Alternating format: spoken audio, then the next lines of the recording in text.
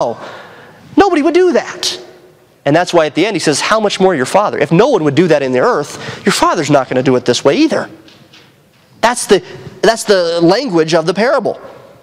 It's a question. It's an interrogative. It's a question of, would this ever happen in reality? And in that culture, it was very important to note that that would not happen culturally either. Jesus uses the cultural mores to teach spiritual truth. Because they understand their culture, right? They would understand their culture, so he uses their culture to show them spiritual truth. One of the aspects about that is that a traveler could expect when he would go to a place that either family or strangers would lodge and feed him. That was based on the fact there were inns in those days, but most inns were unsafe places to be. Most of them were places where the seedy hung out. And so it was much safer if you could go and stay with family. In fact, I heard one interpreter say that which I think is a valid interpretation, that when Jesus Christ went as a baby before he was born, his mother, Mary, her husband Joseph went to the inn, that word translated the room. And more than likely, since all his family was going to Bethlehem, right, the whole family had to go, that it probably meant that he went to get a room with his family, but they were all filled up. There was no more room in the house where they were staying. Not necessarily that it was an inn where you go and pay money. There's no, that which I think is valid interpretation of that. The inns were very rare. Hotels like today. That's not the way it was then. So the cultural success, society depended on hospitality.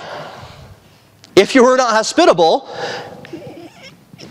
the idea of, like I said, just because this was their culture doesn't mean it was right, okay? The idea of karma is there in this cultural thought. If I don't treat this person this way, something bad's going to happen to me.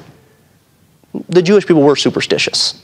They did believe things like that. And so the culture was that way. If we don't take care of people, especially a friend, what happens when I'm traveling? The idea of retribution was a very important part of that society, that culture. And so it would be unthinkable for this man to have a friend come and he is unprepared. He doesn't have any food in the house. So he goes to this individual who does have food evidently. It's midnight, it's late at night, and he goes and he seeks food from him. Now, I believe it would have been culturally unacceptable for this man to say, "Trouble me not." Remember, hospitality was very important. And it says, Jesus is saying, what kind of a person would say, "Don't bother me. Don't bother me, my family's asleep"?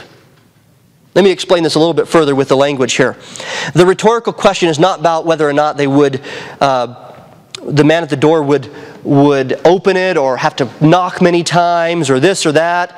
It's rather that it would be obvious that first of all, this man would have had food. But if he didn't have food and he went to his friend would say, "Sure." It'd be obvious. That's what Jesus is saying with the interrogative rhetorical parable.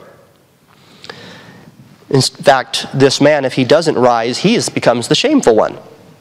He's the one that turned his friend out at midnight. He's the shameful one. To neglect his friend just because he is sleeping and it's a little inconvenient. Another aspect here, the word translated, if you look through this passage and you find the one word you don't understand, you probably got that word I'm talking about. Okay? The word translated importunity in the Authorized Version. The English Standard Version translates it impudence. The NIV translated it persistence, and then later on changed the translation to boldness. The RSV translated importunity. The reason why there's so many different translations of the word is because it is only used one time in the entire New Testament. Right here. And it is only translated one time from the Hebrew to the Greek Septuagint. So it is a very rare word. It's not translated very often. Anideia is the word. Literally, the word means shamelessness. Shamelessness. Well, in trying to interpret and understand this parable, that's why it has such a wide variety of ways it's been interpreted, is because the way people have translated that word has usually depended on what they thought this parable was teaching. That's kind of not the best way to translate, to come up with your idea before you translate the word. But this has been a struggle for people. How do we translate this word? Is it a good thing that the importunity, is that a good thing or is it a bad thing? Is this shamelessness, is it a good thing or a bad thing? You see, if it's translated, interpreted as a good thing, then that application comes. It's good to be persistent. But if it's translated as a bad thing, if it's speaking of a bad thing, his importunity is bad, that does change then the interpretation, doesn't it? What this parable means. Okay, so I hope I don't bore you too much with this language stuff. But the meaning of the word importunity is shamelessness. It's used 256 times outside of biblical writing, in just Greek language. Of the 256 times, it's used in a negative sense. It's never used in a positive sense. One scholar said they believe this was the first time it's ever been used in a positive sense, and the last time. The problem with that is that doesn't stand to reason with language, does it? If 256 times it's used negatively, why would God all of a sudden use it in a positive way? That doesn't make sense. That's not the clear understanding of Scripture. That's not the clear interpretation of a text. That violates a rule of interpretation. We use the plain sense, the most common sense. So, what does this mean then in a negative sense for the man that is shameless? Verse 8 says, I say unto you, and this also, verse 8 is difficult because look how many times he and him is used.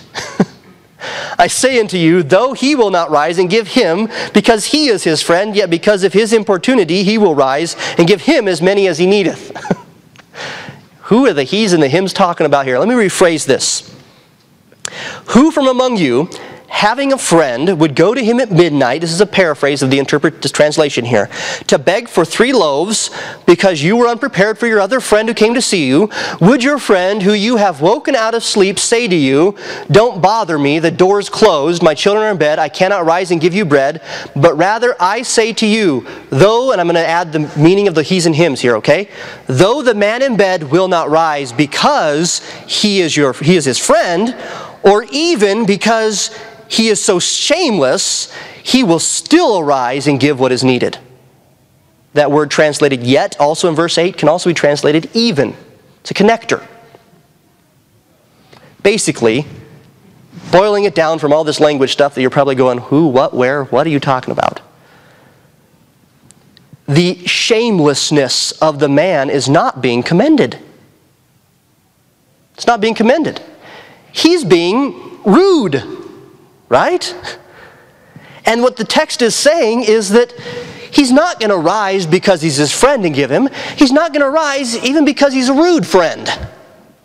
He's going to rise because that's what he does.